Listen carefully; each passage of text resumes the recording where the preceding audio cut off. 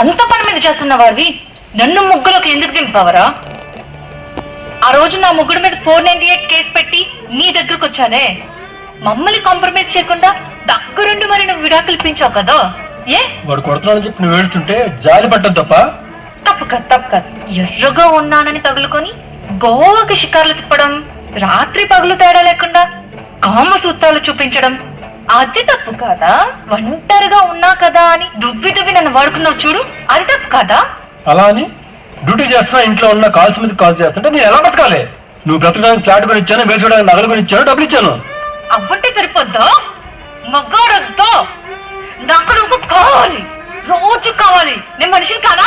నా కోరికలు ఉండవా? నీకు చెప్తే అర్థం కదా, నేను ఆఫీస్కి వెళ్తున్నాను.